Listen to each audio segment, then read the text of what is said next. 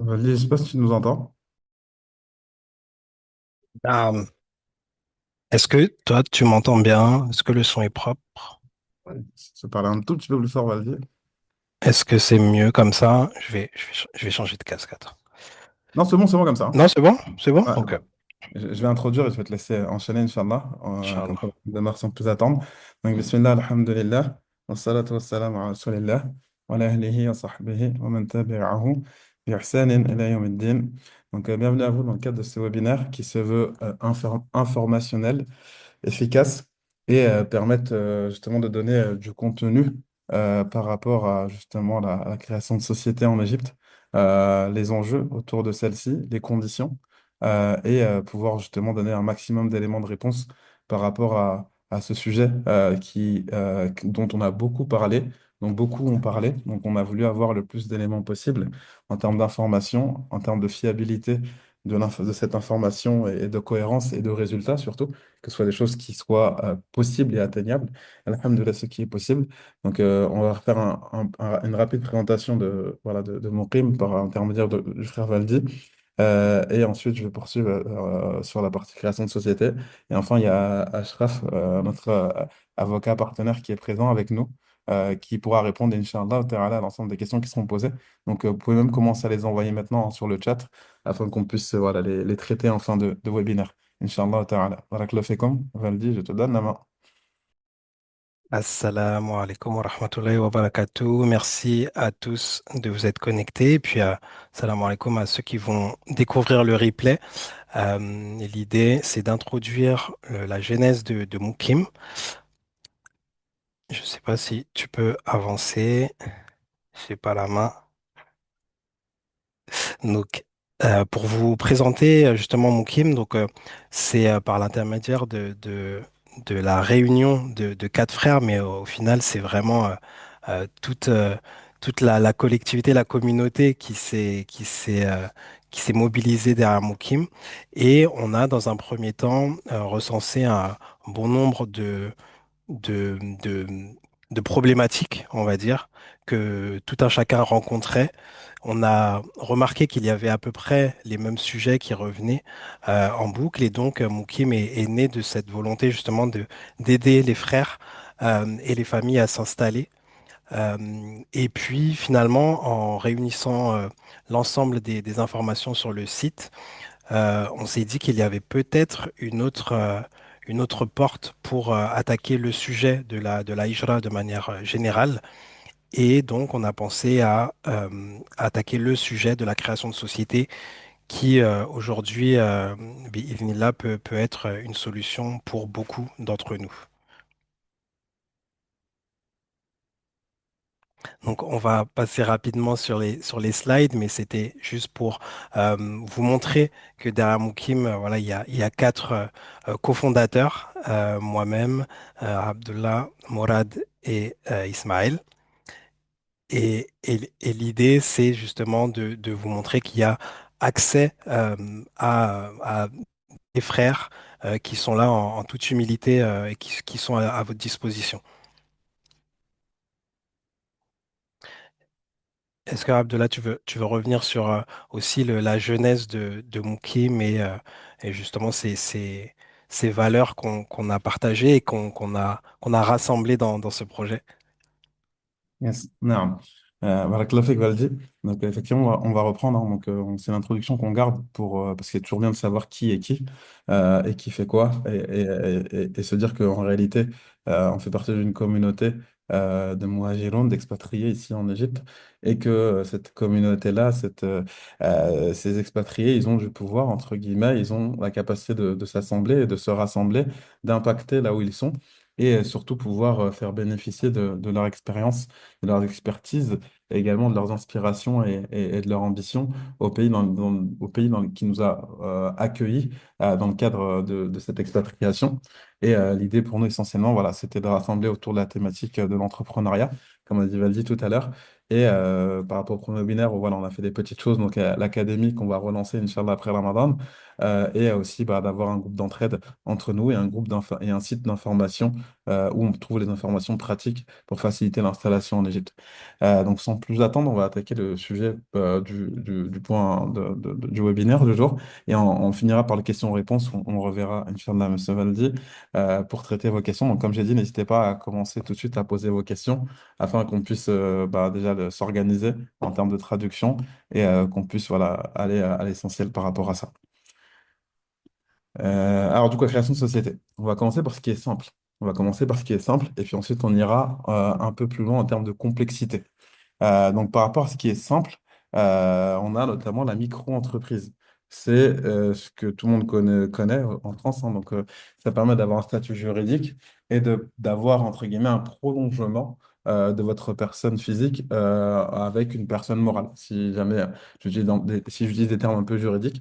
Et ça permet, voilà, d'avoir une identification, un numéro au registre du commerce en Égypte et de pouvoir s'inscrire, par exemple, sur les plateformes de type Amazon, etc.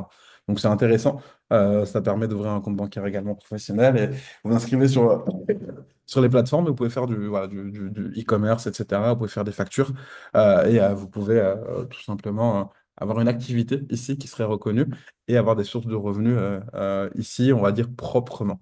Ça coûte, c'est assez accessible en termes de prix, donc c'est 7000 Junei. Et en revanche, le petit bémol, c'est qu'il n'y a pas accès au visa. Parce qu'ils estiment que ce régime juridique-là, il est fait pour, voilà, pour, entre guillemets, avoir une activité économique, générer des revenus proprement et payer de l'impôt également un petit peu, mais pas pour s'installer en tant que résident, parce que pour cela, pour pouvoir s'installer en tant que résident via, on va dire, une intégration économique, pour cela, il faut créer une société à proprement parler. Mais ça peut être une solution pour des personnes qui souhaiteraient voilà, faire du e-commerce notamment et potentiellement faire d'autres types d'activités où ils auraient besoin d'avoir un compte bancaire, avoir accès à, voilà, aux différents moyens de paiement qui existent ici en Égypte et s'inscrire sur différentes plateformes. Ça reste une possibilité. C'est, je dirais, le début de l'entrepreneuriat à des coûts moindres, hein, parce que cette mine du Nil, c'est comme assez accessible.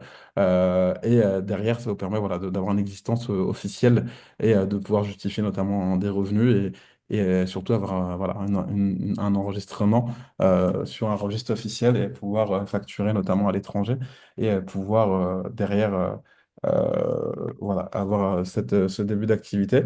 Il y a des taxes sur lesquelles on reviendra un peu plus tard, mais c'est le début de l'entrepreneuriat. Voilà, ça, il n'y a pas de prise de risque là-dessus. C'est vraiment voilà, une possibilité de pouvoir faire du business, en tout cas commencer par ça. Et avoir accès notamment aux plateformes qui vont vous demander un numéro d'enregistrement. D'accord? Demain, vous devez inscrire sur Amazon ou sur d'autres plateformes, ils vont vous demander un enregistrement officiel voilà, au niveau du registre de commerce en Égypte. Ça, c'est le premier point. Donc, le deuxième point, c'est voilà, la société. Je pense que c'est ce qui intéresse le plus de monde. Donc, concernant la société, il faut savoir que c'est quelque chose d'accessible, hein, d'accord? C'est une personne morale à proprement parler. Donc, quand on dit personne morale, c'est-à-dire que il y a une responsabilité juridique qui est mise en place et qui est indépendante de votre personne, de vous en tant que personne physique. Et c'est pour ça qu'on parle que de la LLC ici. On ne va pas aller faire tout le registre du commerce en Égypte. On va parler que de la LLC, donc la société à responsabilité limitée, qui permet justement de pouvoir avoir une société, donc une personne morale, et qui permet derrière voilà, d'avoir un enregistrement Sijil Tijari, donc au niveau de la chambre de commerce. Également, avoir un compte professionnel, s'inscrire sur les plateformes de vente aussi. Et écrit ne donne pas droit au visa, mais c'est une petite coquille hein, qui donne bien droit au visa. Attendez, c'est la slide juste après, je ne l'ai pas passé, excusez-moi. Donc, qui donne bien accès au visa, du coup. Donc, par rapport à la société, aujourd'hui, ce qu'on recommande, nous, c'est la LLC, comme on l'a dit, parce que bah, c'est la plus accessible et celle qui protège aussi votre patrimoine personnel. Donc, il y a une différence entre le patrimoine de la société et votre patrimoine à vous. C'est une première distinction qu'il y a. Il faut avoir au moins deux associés. D'accord? C'est une autre information qui est importante, puisque derrière, quand vous le faites tout seul, c'est possible, mais ça coûte beaucoup plus cher en termes de frais. C'est-à-dire qu'aujourd'hui, sur une création de société, on est en termes de frais, en tout cas, c'est 10 000 en termes d'accompagnement, mais derrière, les frais d'enregistrement, d'immatriculation, de traduction, de procuration, on est sur une enveloppe globale selon le type d'activité qui va être autour de 30 000 Junai, donc autour de 600 euros. Et derrière, ça vous permet, quand vous êtes deux associés, d'avoir accès à cette société-là, de créer un compte professionnel et de pouvoir faire une demande de visa par derrière. Cette société-là, bien entendu, va payer des impôts. Les impôts ils vont dépendre de le type d'activité que vous avez. Ça peut aller de 10-15% jusqu'à 20, 25, 30%. Donc ça va dépendre de pas mal de choses. Et il va y avoir une forme de comptabilité à avoir. C'est-à-dire que c'est pas aussi poussé qu'en France pour ceux qui sont entrepreneurs. C'est bien moins poussé que ça. Néanmoins, il se base sur la facturation et sur votre compte en banque. Et pour ça, il faut passer par des comptables rattachés à la chambre de commerce pour que tous les ans, ils fassent votre comptabilité et qu'ils calculent vos impôts. Et dans le cadre de cette comptabilité-là, c'est comme en France aussi, il y a possibilité d'optimiser pas mal de choses pour minimiser le montant le montant de l'impôt que vous allez avoir à payer. Maintenant, si on parle de délai, aujourd'hui, sur la première personne qu'on a eue qui a pu réaliser justement sa société, ça a pris quand même 4 mois et demi entre la procuration faite auprès de l'avocat et l'obtention du visa business. Maintenant, la société en elle-même, ça peut prendre un mois et demi. D'accord? Le process entier, il a pris 4 mois et demi.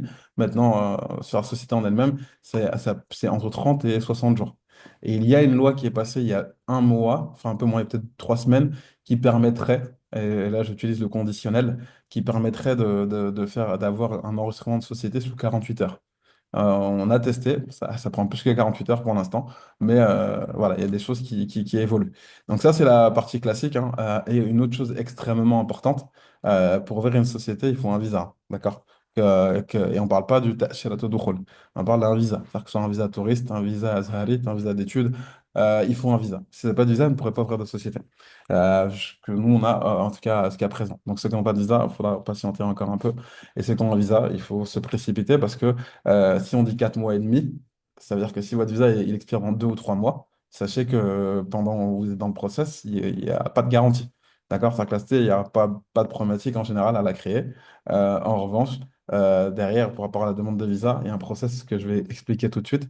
Tant que c'est pas validé, tant que vous n'avez pas le visa entre les mains, sachez que bah, vous n'avez pas de visa en réalité. D'accord? Il y a juste la petite mention sur le passeport qui indique que vous avez bien fait une demande, mais ça ne protège pas plus que ça en réalité. Donc, beaucoup d'anticipation. De toute façon, c'est la règle d'or en Égypte, hein. Toujours anticiper. Les lois sont amenées à changer, il y a des petits changements. Mais voilà, donc être sur ses gardes et anticiper le plus possible. Ça, c'est pour la partie société. Je pourrais revenir aussi à des questions par la suite. Maintenant, la partie visa business. Donc, on y va de façon chronologique, puisque avant de faire visa business, il faut bien entendu une société. Une fois que vous avez la société, donc vous allez avoir une inscription. Et, le premier document que vous allez avoir, c'est le Sijil Tijari. On y reviendra. Et ensuite, vous allez avoir besoin de la carte fiscale. C'est un enregistrement au niveau du service des impôts. Quand vous avez ces deux documents-là, vous allez à la banque. Si vous n'avez pas encore il y a un troisième document mais que vous pourrez avoir par la suite.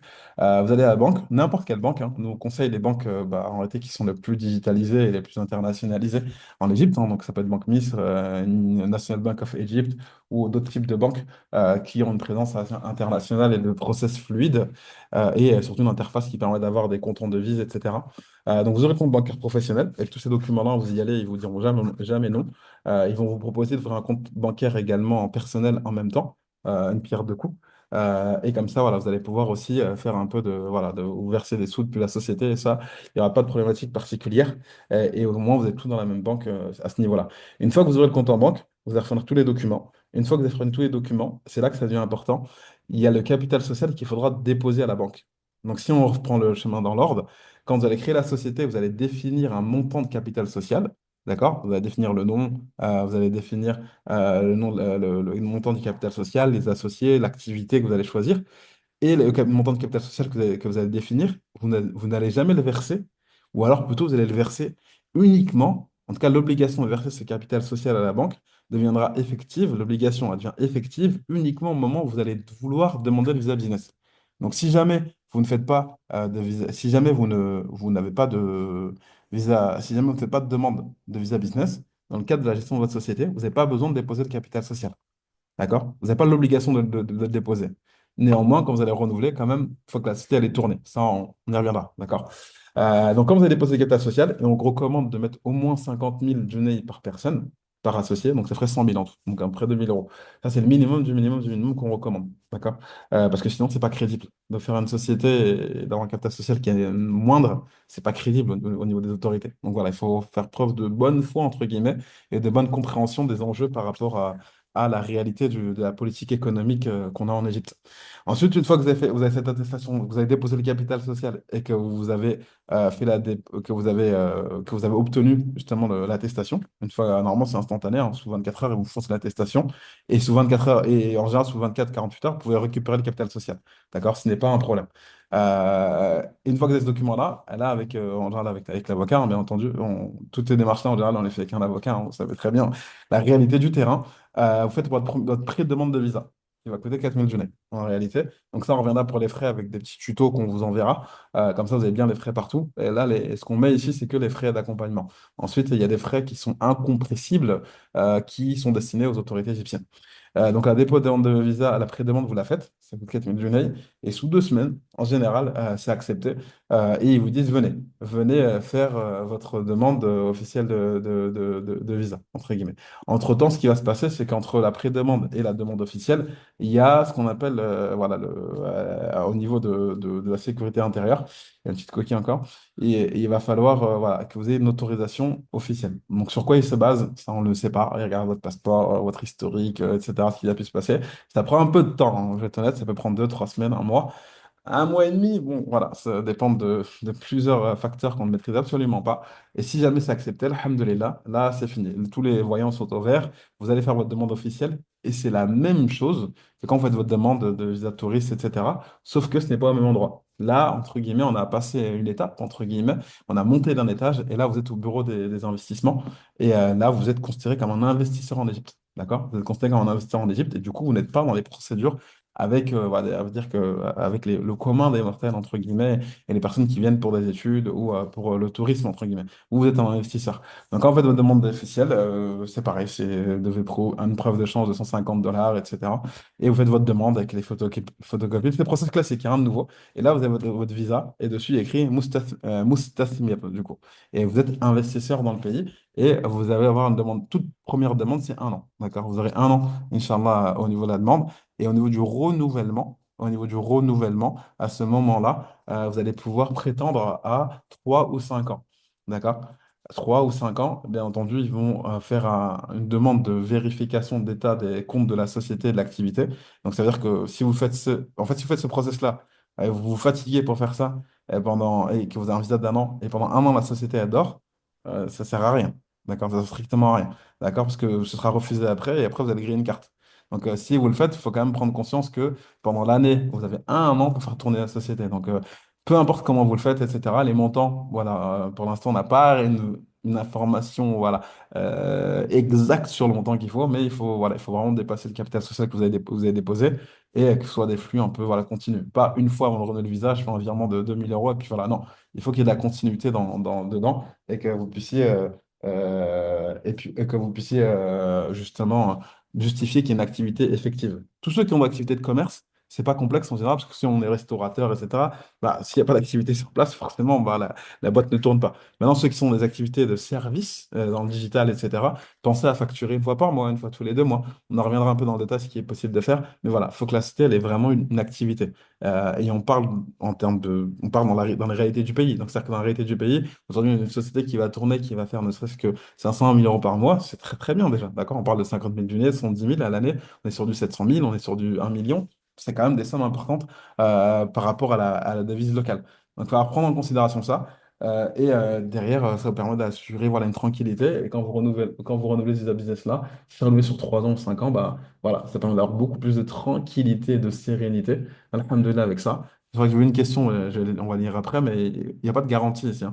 Peu importe le type de visa que vous avez, voilà, si jamais il y a une politique assez répressive ou autre, ce visa-là, voilà, c'est une cause supplémentaire, mais on ne peut pas dire quand vous l'avez, ça y est, vous pouvez vous asseoir à côté de la police, etc., leur dire, voilà, je vis ici, je suis un investisseur, je suis un tout ça. Là, on ne recommandera jamais ça, mais ça permet d'avoir plus de certitude, tout simplement. Je pense que c'est tout ce que je souhaitais vous dire. Donc là, on va commencer le question-réponse avec Ashraf qui nous accompagne dans le cadre des différents accompagnements qu'on réalise. Et du coup, on va voilà, traiter chacune de vos questions. Donc, je sais pas si Valdi, tu peux les reprendre dans l'ordre que Yes, chacun peut les écouter. Et nous, on je vais les... va. Ouais, bismillah. Je vais les reprendre dans l'ordre. Alors, il y a un frère qui en a mis 13 d'un coup, je les prends deux par deux. Tu penses que Ouais, c'est bien. ça Même peut le 3 faire? Même Trois 3 par par trois. an. Alors, je souhaiterais un complément d'information sur le visa business. J'ai entendu les infos suivantes sur ce visa jusqu'à maintenant, qu'il peut durer 25 ans maximum, qu'il coûte 150 euros par an. Je crois que tu en as parlé, que le visa donne la résidence gratuitement à la famille de l'entrepreneur. طيب بارك الله فيك فالدي. فالسؤال الأول يقول أن الإقامة، يقول أن الإقامة يعني إمدادها على الأكثر 25 سنة. هذا الصحيح ولا لا؟ هو إن ده موجودة طول ما حضرتك شغال والعمل شغال. تمام. Pardon. Donc, Ashraf il dit, en gros, il n'y a pas de limite dans le temps. En gros, ce qu'il dit, c'est tant que la société elle est ouverte et qu'elle tourne et qu'à chaque instance de renouvellement, il y a une preuve que la société elle tourne bien. Et les preuves, c'est pas compliqué, hein. Ils prennent le compte en banque et le niveau d'imposition que vous allez payer. Et donc, selon ça, et à l'appréciation, entre guillemets, des autorités, ils vont dire, voilà, OK, lui ça se passe bien. Donc, on renouvelle sur 5 ans, sur 3 ans. Et c'est lié, la durée du visa, elle va être liée à la durée de vie de la société et de la pérennité de la société. En ce qui concerne, alors le fait de faire des allers-retours, est-ce que le visa affranchit l'entrepreneur et les membres de sa famille de sortir du territoire tous les ans, que plusieurs années de visa peuvent être accordées par les autorités en une fois. Il faudra alors payer 150 euros pour chaque année accordée. Ces informations sont-elles exactes? Alors, il y a quelque chose, je peux répondre tout de suite. Alors, il coûte 150 euros par an. Ça, c'est la première année. La première fois qu'on fait la demande de visa, effectivement, ce sera 150. En réalité, c'est dollars, pas euros d'ailleurs. C'est 150 dollars. Ça, c'est la première année. Quand quand la société elle est créée et qu'elle ne peut pas justifier d'activité. Une société qui vient d'être créée, il n'y a aucune base, entre guillemets, exacte qui permet de dire elle fera tel montant de chiffre d'affaires. Donc, c'est la première année, ça coûte 150 dollars comme tous les autres visas. D'accord? Et ensuite, il y a une question qu'on laquelle on n'a pas répondu. Est-ce que le visa donne la résidence gratuitement à la famille de l'entrepreneur? J'ai mon idée là-dessus, mais je demande quand même. ويسأل هل صاحب الشركة عندما يحصل على الإقامة هل تكون إقامة لأسرة صاحب الشركة أراسته مجانية أو اه يدفع لا، الرسوم العادية؟ ده بيدفع لها الرسوم العادية بس لا يصلح لهم بالعمل. صالح لهم؟ اه هي صح لهم إنهم ياخدوا إقامة عليه، مم. بس لا يصح لهم العمل. غير الصح، غير الصالح للعمل. لا ما يصلحوش العمل، لا يعملون، طبعا. لا يكتسبون صفة العمل يعني. طبعا. Non. Alors du coup, il dit que non, il ne sera pas gratuit. Ils vont payer les frais de visa classique. Donc, ce à quoi il fallait s'y attendre. Le visa, c'est vrai que dans le visa investisseur, il y a écrit également que la personne, elle peut travailler en Égypte. Il y a écrit Salih lil-amal. Je ne sais pas si vous faites بس attention à ça.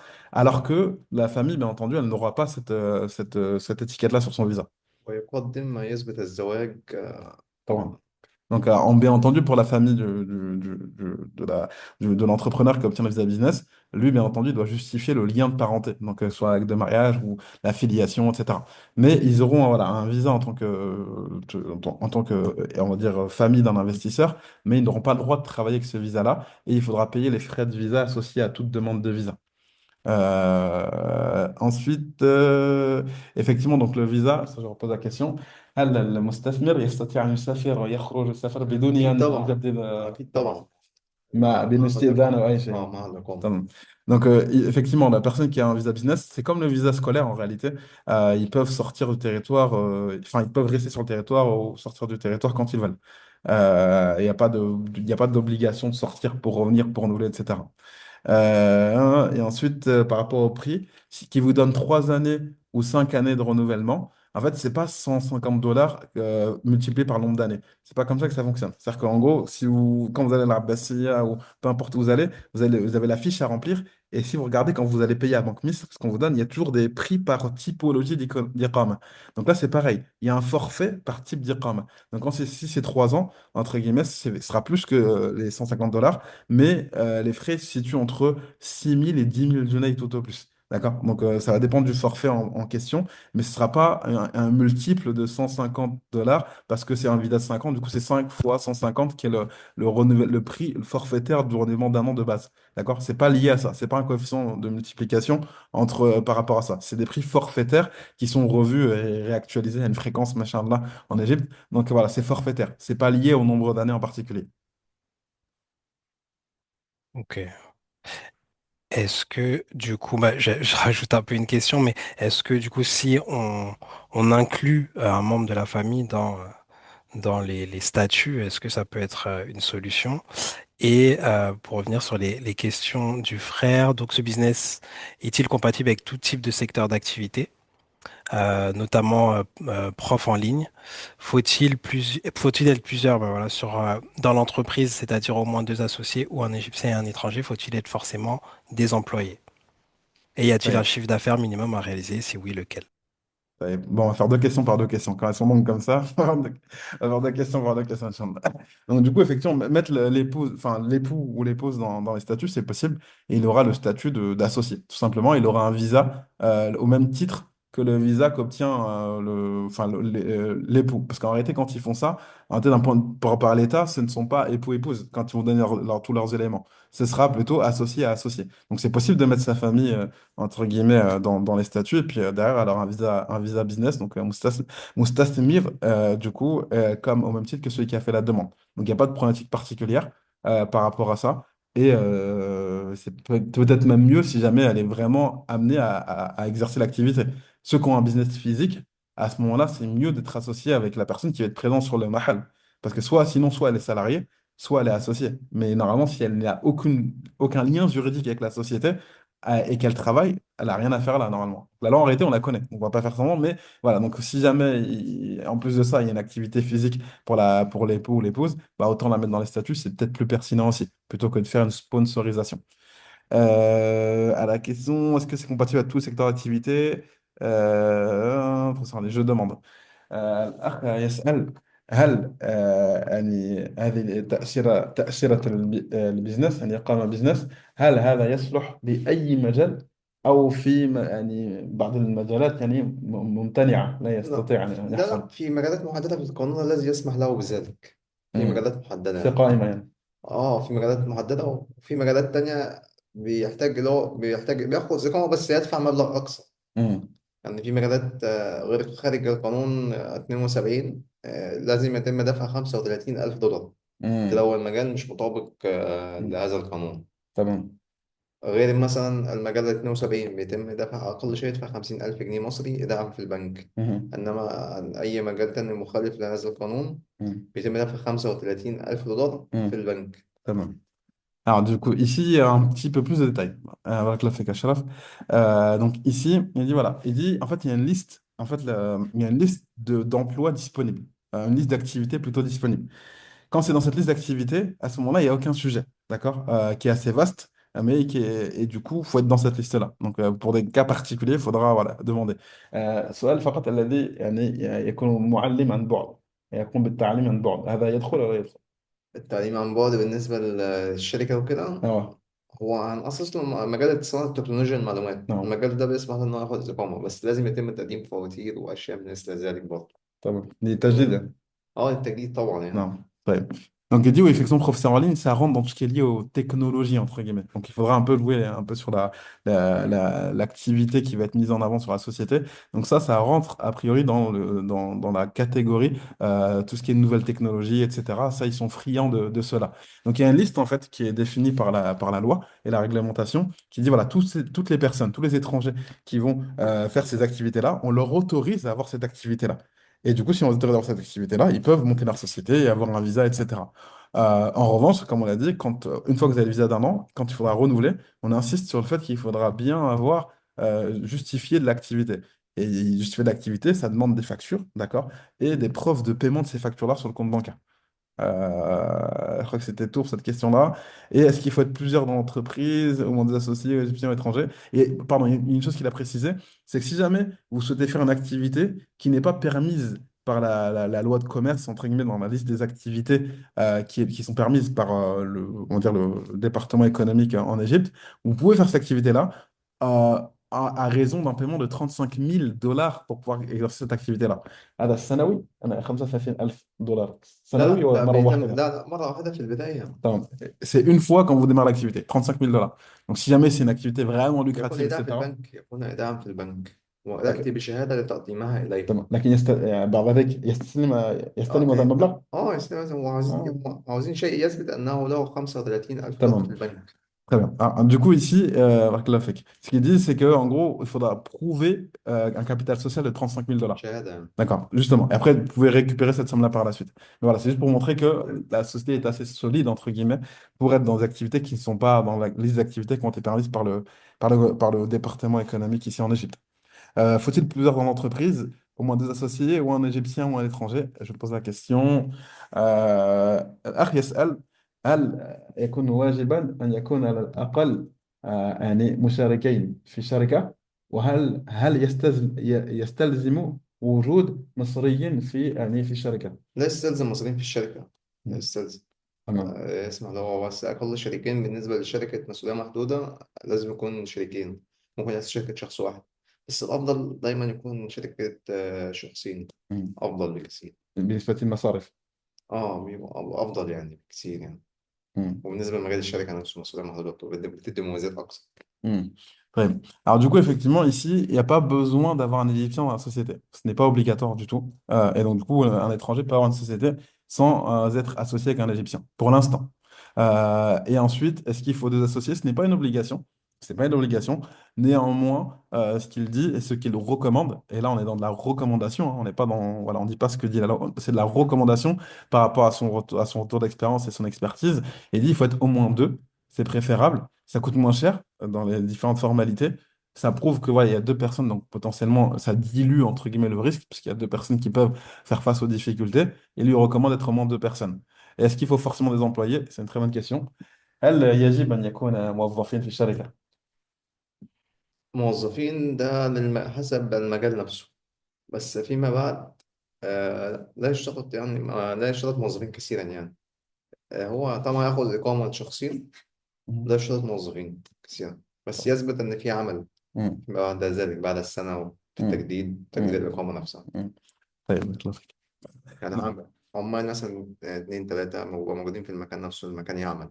إن كان المحل يعني حضور يعني. لازم يكون.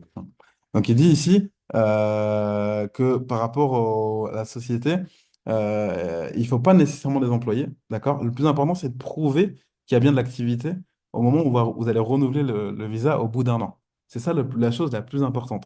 Et donc pour prouver qu'il y a effectivement de l'activité, selon les activités dans lesquelles sont les différentes activités, hein, un restaurant, c'est pas comme une activité en ligne, etc. Bah, ça va être souvent les sous, donc les factures, etc. Et pour certains business physiques, ils peuvent demander qu'il y ait des employés. D'accord? Pour justifier du fait que bah, il y a toujours quelqu'un et en général, avoir uniquement des associés qu'à présent, à un certain montant de chiffre d'affaires, ça devient pas très logique, entre guillemets. Donc l'idée, c'est vraiment, ce sera l'appréciation derrière des autorités, mais tout ce qui est à distance, en général, c'est pas une problématique, mais tout ce qui est physique, en général, ils vont demander à ce qu'il y ait un minimum d'employés selon le volume de chiffre d'affaires que vous allez présenter. Si vous présentez des chiffres très importants, machallah, ce serait étrange pour un business physique qu'il n'y ait pas de salarié, par exemple. D'accord? Donc, c'est par rapport à ça. Et je pose une question complémentaire. يعني في الموظفين سهل يعني عقد العمل وكذا كلها اه سهلة. صعب الموضوع، هذا الموضوع يعني. طيب et dès que tout عمال مصريين يعني. لا واجب اه عمال مصريين، يثبت ان المكان شغال فعلا لا ويبقى فيه. لكن هل يشترط أن يكون الموظف مصريا هو لازم يكون فيه موظفين أو مصريين بس في البداية. بعد اصل لا يشترط عدد محدد من الأجانب. يعني مثلا عنده 100 عامل مصري يبقى في موجود 10 عمال أجانب. كم ممكن. الميزة؟ الميزة كم؟ 10% على ما أعتقد. 10% لازم يكون في 10% من العمال أجانب. بس ده بالنسبة للشركات على الأكثر الكبيرة. على الأكثر يعني اه اصل 10% على اه الأكثر. ده بالنسبة للشركات الكبيرة، إنما طبعا. بالنسبة للشركات الصغيرة نعم. شرط عاملين أو ثلاثة مصريين بس وخلاص، ده كبداية يعني. Hmm. Donc effectivement, arrêter pour les salariés et les employés, il faut qu'ils soient égyptiens dans un premier temps. Il y a un pourcentage maximum d'étrangers, c'est plutôt pour les grosses sociétés.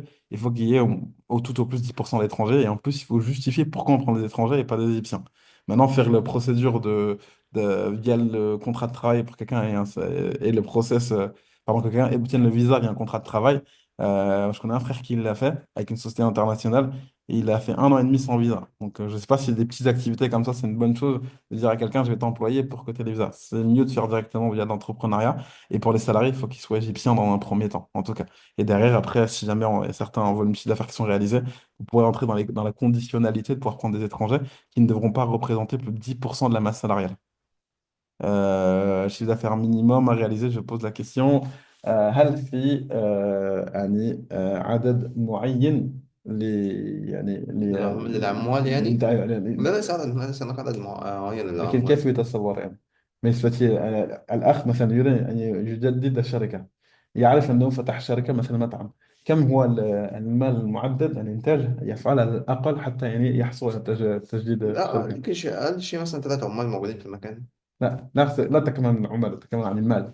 رأس المال يكون الذي يكون في الشركة نفسه، الذي يقوم بعمله في السجل التجاري للشركة.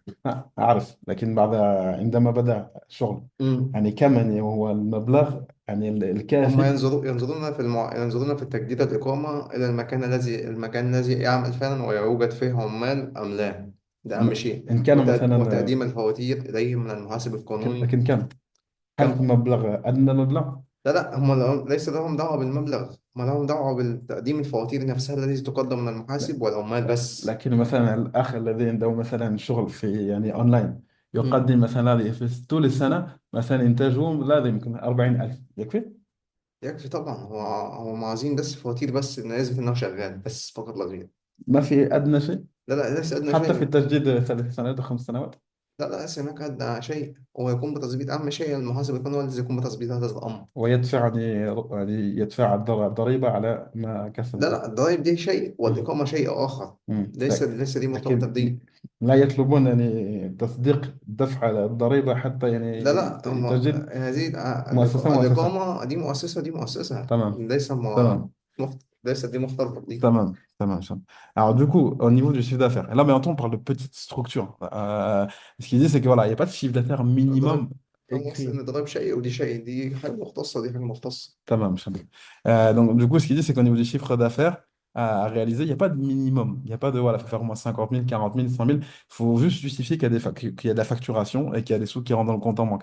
Je vais te donner un exemple. Voilà, une personne qui travaille à distanciel et qui fait 40 000 de chiffre d'affaires, 40 000 junais de chiffre d'affaires annuel, est-ce que ça suffit? Il me dit, bah, s'il a des factures et justifie que ça lui permet de vivre, etc., et que, enfin, s'il justifie qu'il y a bien des factures par rapport à ça et que sur le compte bancaire, il y a bien les traces des paiements, etc., lui, il pense qu'il n'y a pas de sujet. Maintenant, bon, par précaution, moi je préconiserais quand même, si vous avez mis, je sais pas moi, 100 000 de capital social, faire comme en France. Une société qui génère moins de chiffre d'affaires que son capital social, bah, en général, c'est une société qui va, entre guillemets, qui est signalée et qui peut être, entre guillemets, fermée pour insuffisance de présence des capitaux sociaux, etc.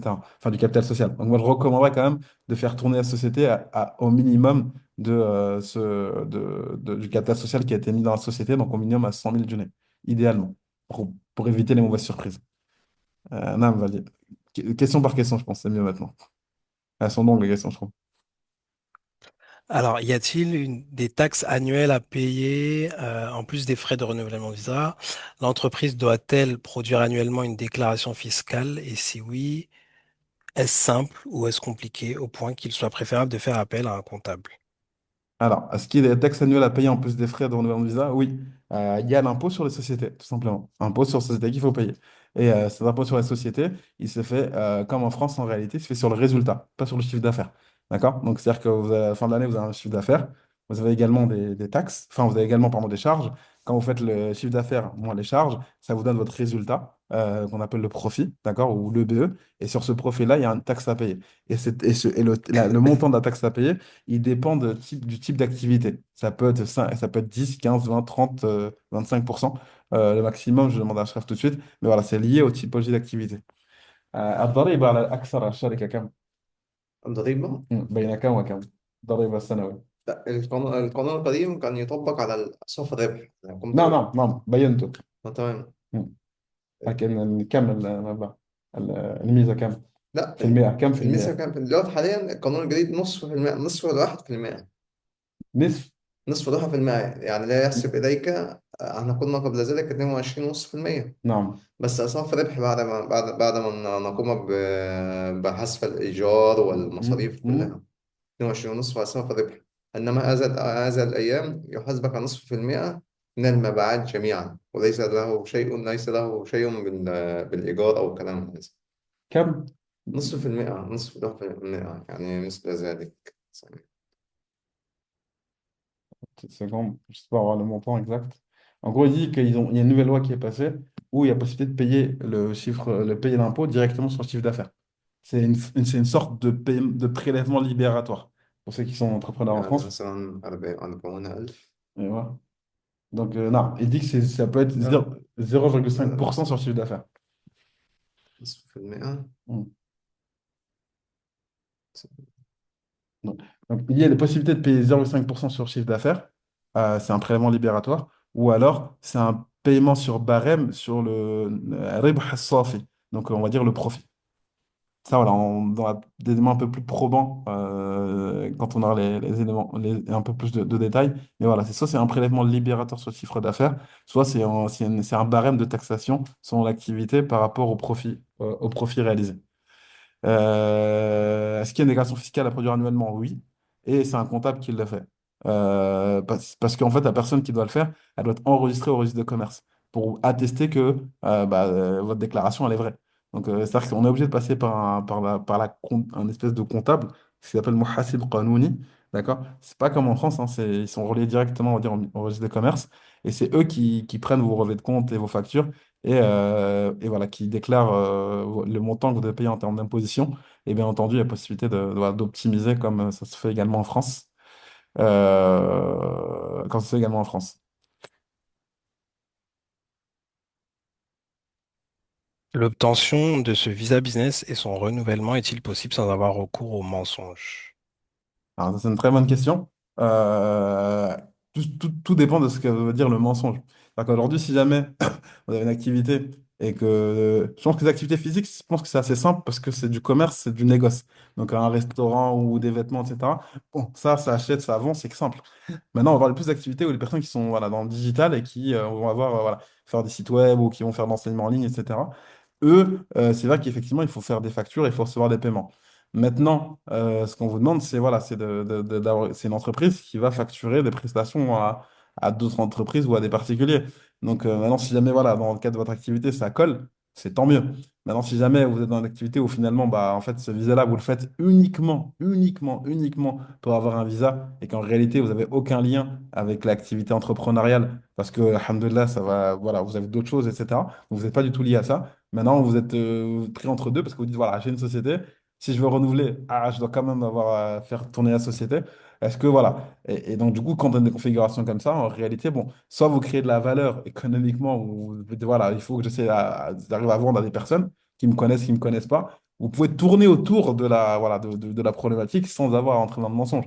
Maintenant, après, pour ces questions-là, qui ont plus être une question plus religieuse, on vous laisse revenir vers qui de droit pour prendre bah, un avis par rapport à ça. Et quand vous avez l'avis par rapport à votre situation exacte, bah, là, vous pouvez reprendre contact avec nous avec grand plaisir. Pour que le visa business profite au conjoint, faut-il que le mariage soit survenu avant la finalisation du dossier de demande d'entreprise? Et qu'en est-il des enfants? Faut-il que ce soit les enfants biologiques de l'entrepreneur? Bonne question. آه، نعم الأخ يسأل بالنسبة إقامة الأسرة. تمام. طلب الإقامة الأسرة يسأل هل يشترط أن يكون عقد الزواج سابق على فتح شركة أو لم يحصل الزواج بعد يستطيع أن يطلب الإقامة للأسرة. فطالما عقد الزواج موجود وموثق مم. تمام. طيب إن شاء الله. ويسأل بالنسبة للأولاد إن كان الأولاد أولاد المرأة مثلا وليست أولاد الأخ، هل يستطيع أن يطلب الإقامة لهم أو لابد أن يكون تبع الأم أو الأب النقطة دي طب هسأل لحضرتك فيها النقطة دي عشان أول مرة شيء مثل تمام. هذا. تمام. إن شاء عشان الله. الموضوع مختلف. لا بأس إن شاء الله.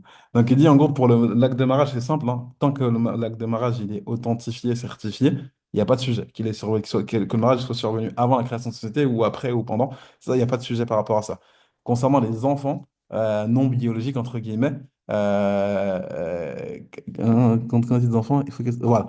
Il dit ça sur ça, il a dit il sait pas. Il a jamais eu ce cas à gérer. Il se renseigne et Inch'Allah on vous reviendra. Il me semble avoir entendu qu'il est courant que les entrepreneurs étrangers, même en règle avec la licence, reçoivent des visites de policiers ou d'agents de gouvernement pour leur faire du chantage, c'est-à-dire qu'ils réclament de l'argent indûment sous peine de faire fermer le lieu. Et je crois que ça rejoint une autre question. Avons-nous un risque tout de même de se faire expulser du pays avec ces différents visas? Très très bonne question. Enfin, toutes les questions sont bonnes en réalité, hein, mais voilà, c'est des questions qui sont très pertinentes. Je pose la question tout de suite. الأخ يسأل يقول بكونه يعني مستثمر أجنبي، تمام. هل الخطر أن يزوره يعني الشرطة أو المؤسسة أو كذا إليه ويطلبون منه مالا بغير حق أكثر وأشد لأنه أجنبي؟ هم يطلبون شيء منه؟ لا، إذا كان مخالف، بس إذا كان مخالف مثل. لكن في الواقع العكس، في الواقع يعني مثلا أجنبي، مثلا لو محل أي شيء وأجنبي لو كل الأوراق وكذا، لكن الخطر هل هو أشد أن يكون يعني أحد الشرطة يأتي ويلعب معه ويطلب مالا وكذا، يعني هل واقعا لا، طالما واقعيا وضعه صحيح خلاص. عمرهم لا يأتي عليه، مش هيأتي عليه في أي شيء. يستطيع أن يغلقون عليه المحل مع أنه معه كل لا، إذا شيء؟ كان مخالف لشيء من لا، الأشياء. بغير مخالفة، ما هو ليس بمخالف يعني له كل شيء تمام. دي تختلف من مكان إلى آخر، عشان في أماكن هنا في مدينة نصر مم. تفتح شركات ولكنها تكون مخالفة. تتم دفع مبلغ، ليس كل فترة لا تدفع مبلغ مثلا للحي نفسه، الحي مم. الذي يمسك مم. مسؤول عن المكان. مم. بس فقط لا غير. طيب، ويسأل أخي يسأل كذلك حتى يجيب يعني إجماليا. هل مع هذه الإقامة معروف هنا في مصر الحمد لله، صلى الله أن يحفظ البلد ويحفظ بلاد مم. الإسلام، آمين. يقول يعني أحيانا تطرد الأجانب من البلد مع أنهم لديهم إقامة، لكن يحصل الشرطة تمر وكذا كثير وقع. لازم يمكن أسباب أمنية وغير ذلك، يعني لو معظم ما مم. عندنا كلام في ذلك، لكن مع كونهم لديهم إقامة يطردون من مصر ويمنعون دخول مصر. لا، ويقول هل مع هذه لا، دي الإقامة؟ إقامة مستثمر، ليس إقامة عادية دراسة أو أي شيء من هذه الأشياء. دي إقامة مستثمر، إن هو بيستثمر في مصر هنا، مم. غير إقامة شخص عادي أحفظ مع يعني، تصريح عمل أسلم، أو إيه. أسلم وأحفظ يعني ده احسن طبعا. ده مستثمر في مصر، وليس مثلا شخص مثلا معاه اقامه دراسيه او اقامه سياحيه او مثل هذه الاشياء بس. مم. طيب. Alors du coup, ce qu'il dit, c'est que, enfin, du coup, effectivement, ça peut arriver, d'accord? Ça peut arriver voilà, qu'il y ait des visites gouvernementales, etc., puisque bah, ça fait partie de leur rôle de contrôler l'activité économique en Égypte. Maintenant, il dit que lui, de ce qu'il voit, même si moi je lui explique que bah, c'est des choses qui arrivent, qui sont réelles, il dit voilà, une personne qui est en règle par rapport à l'enregistrement de la société, par rapport à la déclaration fiscale, par rapport au fait que tous les travailleurs aient bien une Iqama ou soient bien égyptiens, soient bien déclarés, il dit à partir du moment où tout est en règle, même s'il peut y avoir ce genre de choses, ils n'auront pas le droit de fermer la structure. Ils peuvent faire du chantage, etc., mais ils n'auront pas le droit de fermer. Maintenant, voilà, ça va être du gré à gré, peut-être voilà, des arrangements, mais il dit qu'en tout cas, juridiquement, ils n'ont pas le droit de fermer à part si vraiment il y a en gros un sujet lié à la sécurité entre guillemets intérieure. Et là, à ce moment-là, bah, ça a force de loi. Quand c'est lié au ministère de la Défense, etc., ces choses-là, sécurité intérieure, peu importe la loi, etc., ça, ils font ce qu'ils veulent, entre guillemets. Mais si on n'est pas dans ces cas-là, normalement, il n'y a pas de sujet par rapport à la fermeture de la cité en elle-même. Maintenant qu'il y ait voilà, ces formes de choses qui ont été décrites, c'est des choses qui peuvent arriver. Malheureusement, bon, Allah Azza wa Jalla veut préserver tout le monde, mais des choses qui peuvent arriver. Lui, il dit en tout cas que la personne qui est en règle, ils ne pourront pas lui fermer sa structure, à part si c'est un cas de force majeure, comme ça s'appelle. Et l'autre question, c'est, question du frère Mahdi, c'est concernant ce qu'on peut se faire expulser ou pas avec ce visa, en termes de degré, de, on va dire en termes de force d'un visa, entre guillemets, le fait d'avoir un visa business, c'est ce qu'il y a de plus fort. C'est mieux qu'un visa touriste, c'est mieux qu'un visa d'études. Et donc, du coup, après, bah, il y aurait le visa de travail, entre guillemets, si on est salarié d'une structure égyptienne ou étrangère, mais en Égypte. Et ensuite, tu as le visa d'investisseur. L'investisseur, par définition, il apporte au pays. Par définition, il apporte des liquidités au pays, il crée de l'emploi, il apporte de la valeur. Donc, normalement, malheureusement, normalement, on ne veut pas dire sécurité, c'est une des causes, Inch'Allah, Barda Tawfiq Allah Azza wa Jal, c'est une des causes les plus, on va dire, les plus fortes pour pouvoir être plus ou moins en sécurité ici en étant investisseur. Maintenant, c'est une cause, hein, et comme on le sait, les causes, voilà, elles sont faites. Après, c'est tawakkul et adviendra ce qu'il adviendra. Je ne pense pas qu'il y ait une sécurité, si ce n'est la sécurité ultime, je pense, c'est d'être égyptien, tout simplement. Là, on peut pas être apatride. Mais encore que, pour avoir un étranger, je ne sais pas comment ce serait possible, si ce n'est voilà, avec, l'acquisition de biens immobiliers, etc. Mais même avec ça, on n'est pas à l'abri que demain, il y ait une déchéance de nationalité pour X ou Y raison. Donc en réalité, tawakkul ala Allah azza wa jal. Après, le reste, c'est des causes et on espère que voilà, ces causes aient un impact derrière, quoi.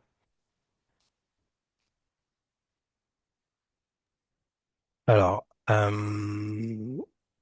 Est-il obligatoire d'avoir des associés? Je crois qu'on y a répondu. Sinon, quelles sont les contraintes? Connaissez-vous les complexités douanières, notamment avec la Chine? Je crois qu'il y avait une question juste avant, on dit sur la partie les pays de l'Afrique de l'Ouest. Oui, exact.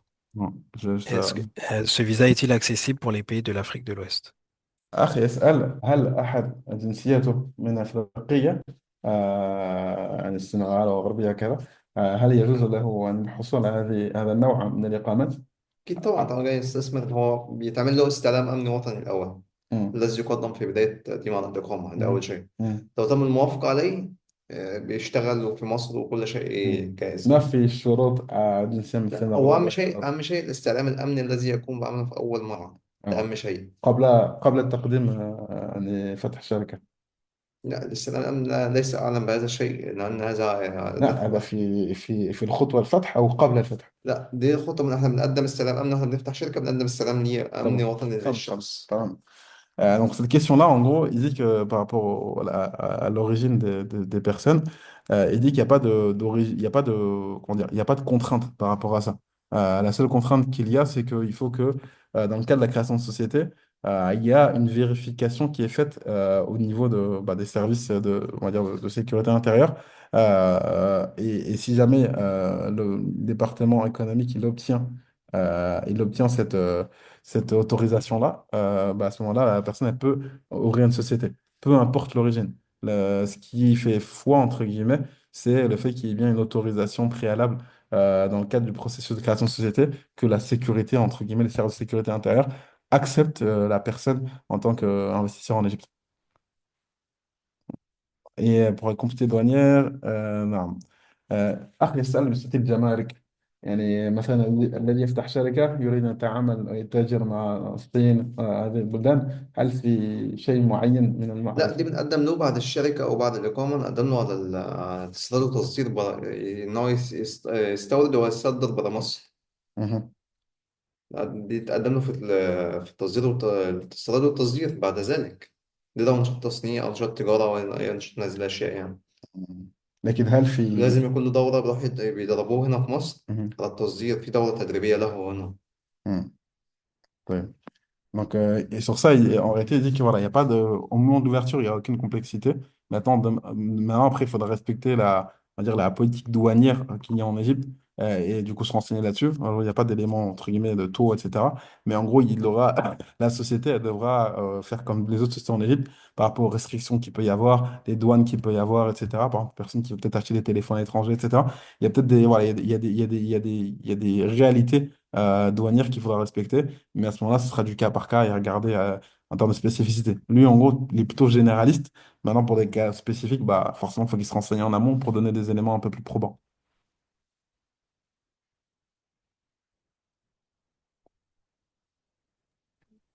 Est-ce qu'on peut recevoir des paiements en devises étrangères sur le compte de la société EAD, USD, euro? Alors ça, cette question, je peux répondre. Je peux y répondre. Effectivement, s'il n'y a pas il y a pas de problématique, il faudra juste, quand vous allez ouvrir le compte de la société, vous allez ouvrir un compte en Junai Messere. Ensuite, à la banque, il faudra leur demander d'ouvrir un compte en devise, ce qui est possible à Banque Misl, par exemple.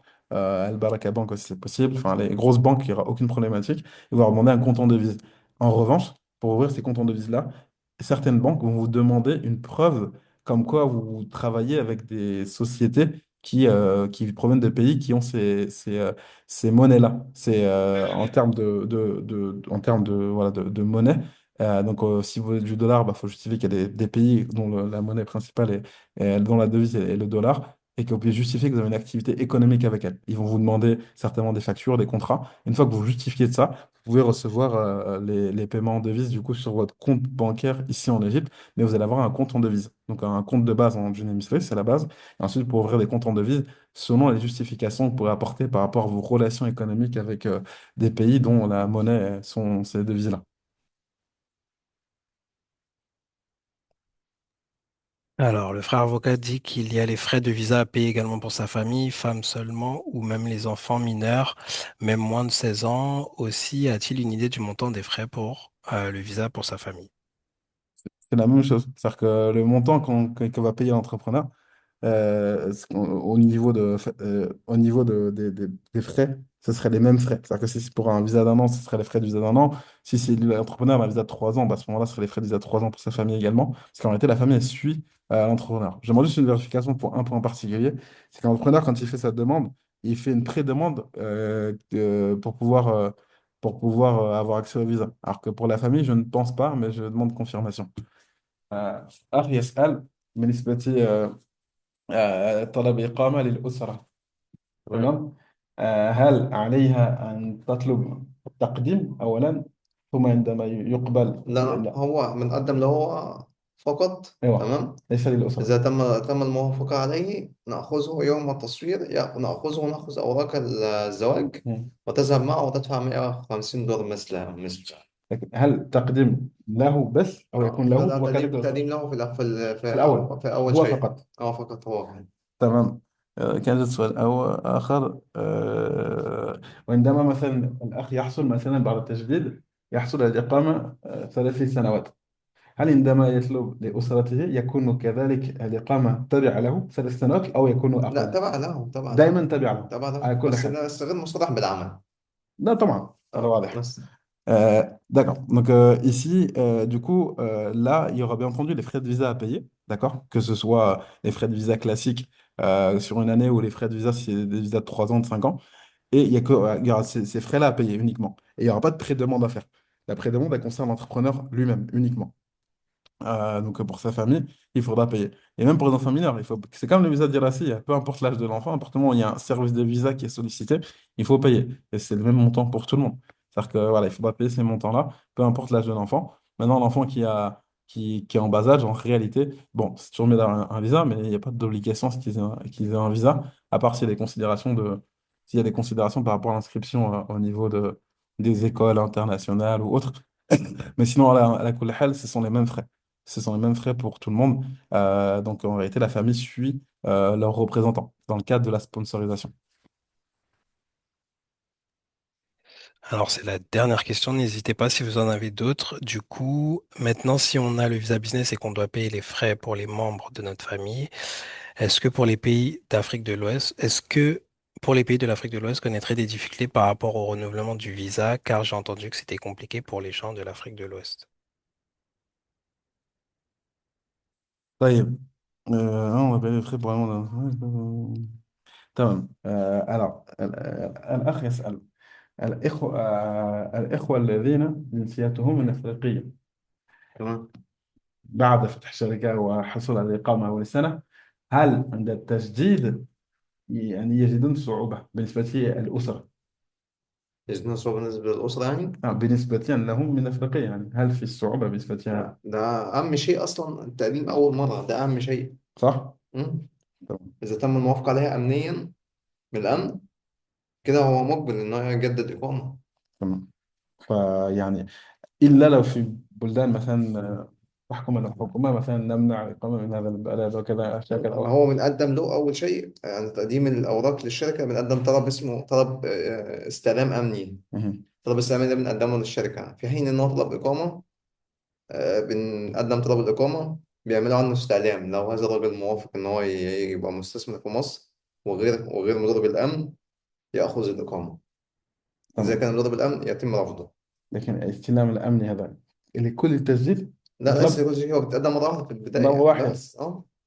مرة واحدة يطلع منه. إنما المرات القادمة بنقدم إن لجنة المعاينة تنزل تعاين المكان نفسه. مم. دي لجان المعاينة نفسها تنزل مم. تعمل هي دي بتنزل على كل مرة، مم. كل تجديد. مم. إنما الأمن ده أول مرة. تمام. عندما تقصد المكان تقصد إيه؟ مقر الشركة. مم. مقر الشركة بيبقى موجود وفيه تقديم أوراق فواتير. كل سنة. ها؟ لا، مش كل سنة. أول سنة بتأخذ سنة، ثم بعد ذلك تجديد. مم. يأتون إليك، ممكن يأتوك سنة، ممكن يأتوك 3 سنوات، ممكن يأتوك 5 سنوات. مم. هذه اللجنة التي تقرر، هي التي تقرر هذا الأمر. مم. وهم قلت قد يأتون إلى المحل لازم يأتون إلى المكان. بعد التسجيل، إيه؟ يعني قبل التسجيل أو عند التسجيل. نقدم تجديد، ثم يقومون بمراجعة الأوراق، ثم بعد ذلك يقومون بتحديد موعد معك للذهاب تمام. إليك في المقر الرئيسي للشركة. مكان وعيدنا رئيسي ولو كان في حاسوب واحد للذي يشتغل من بعد ما في مشكلة. حاسب واحد لازم يكون في كذا كام جهاز، وفي برامج موجودة ونشتغل فعليا يعني. Hmm. طيب. Alors du coup, quelques précisions par rapport à la question du frère Al-Hassan, Abou Yahya. Alors du coup, alors, lui il dit que le plus important dans tout le process là qu'on a cité, c'est l'istilam al-amni. Donc là, dans le cadre du visa business, on a dit, quand vous allez aujourd'hui faire un visa touriste ou un visa d'études, vous allez directement on va dire au prisme qui est lié à l'endroit où vous vivez, c'est peut-être à Basseya ou d'autres endroits. Là-bas, vous faites directement la demande de visa. D'accord? Concernant le visa business, ce n'est pas comme ça. Vous faites une pré-demande d'abord. Vous n'avez même pas besoin d'y aller. C'est l'avocat qui fait une pré-demande en ligne sur le système. Et à partir du moment où vous faites cette pré-demande-là, pouf, là, il y a une recherche qui se met en place. Une recherche sur vous, etc. Toutes les preuves qu'ils peuvent trouver par rapport à votre probité morale. On va appeler ça comme ça. Et une fois qu'ils ont fait ça, et là, c'est les services de renseignement qui s'en occupent du gouvernement, il y a l'istilam amni. Donc, pour dire que cette personne-là, oui, a fait preuve de probité morale, on l'autorise à, bien entendu, à investir en Égypte, donc d'avoir un visa business en Égypte. Ça, c'est l'étape la plus importante. Une fois que ça s'est passé, derrière, c'est que des considérations liées à l'activité effective de la société. Donc, s'il y a une activité effective qui est présente dans la société, donc si c'est une activité physique, bah, au moment où vous allez faire le renouvellement, ils vont prendre un rendez-vous avec vous, et même quand c'est l'activité à distance, hein, ils vont prendre rendez-vous avec vous à l'endroit de domiciliation de la société. Là où, et à ce rendez-vous-là, ils vont voir est-ce que, bah, au-delà des justificatifs que vous avez, est-ce qu'effectivement il y a une activité qui a lieu sur, sur place. L'activité physique, c'est plus ou moins simple, le négoce, etc. Ceux qui sont en distanciel, il faut prouver qu'il y a un poste de travail et que, voilà, que vous travaillez bien là-bas et qu'au jour où ils viennent, bah, vous êtes bien reçu, enfin, vous les recevez, etc. Donc il y a quand même ce process-là à prendre en considération, mais le côté sécurité, entre guillemets, il intervient au moment de la pré-demande que vous allez réaliser pour pouvoir faire la demande de visa business. C'est là que se joue tout d'un point de vue sécurité. Pour les renouvellements, ce qui va se jouer, c'est l'effectivité de l'activité entrepreneuriale et l'activité commerciale que vous avez en tant qu'entrepreneur.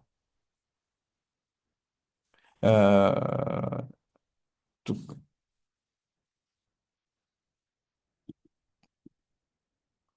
je le dis, je ne sais pas si t'es encore en moi. Ouais. Est-ce qu'on peut créer la société sans avoir de lieu fixe, de lieu de travail fixe, pardon, si on travaille depuis chez soi, par exemple?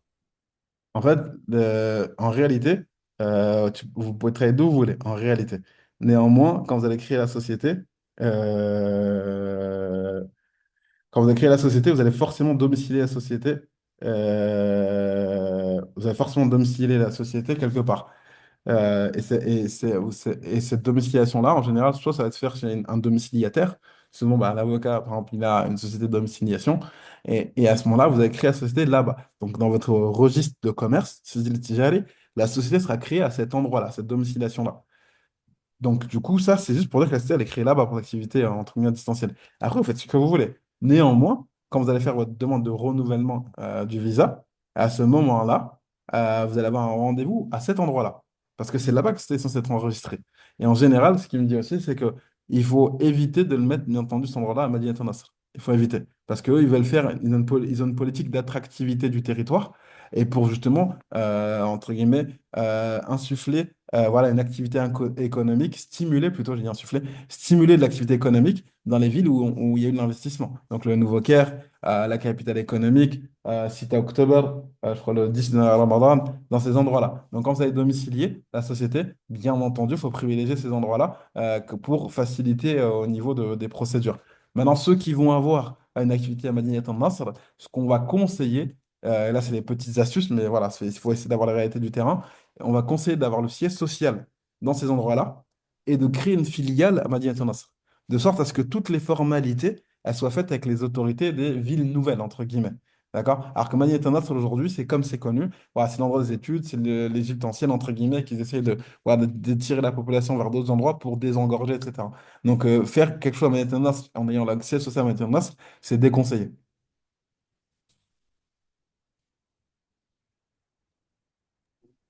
Je souhaiterais ouvrir une entreprise pour pouvoir vendre une marchandise aux étrangers. Ces derniers me paieraient en espèces. Comment ainsi prouver que l'entreprise tourne en faisant rentrer l'espèce dans le compte bancaire ou les factures d'achat de la marchandise? Ou est-ce que les factures d'achat de la marchandise suffiront?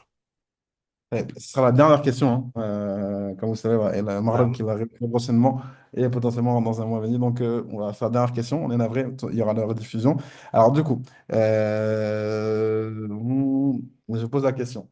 أخ يسأل سيبيع يعني بضاعة، تمام. لكن الناس يدفعون بالكاش.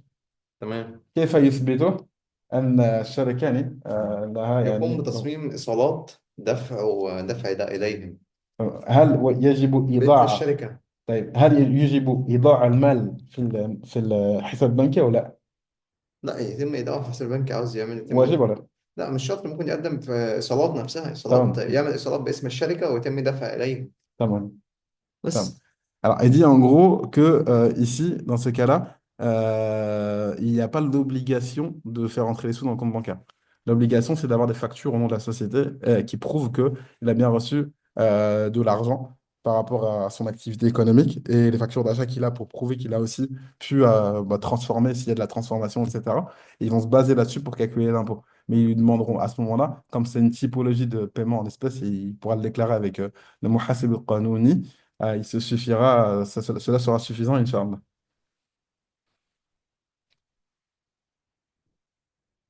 Donc, on vous remercie pour avoir suivi ce webinaire. Bien entendu, il est enregistré, donc on pourra voilà, le diffuser et le compartimenter.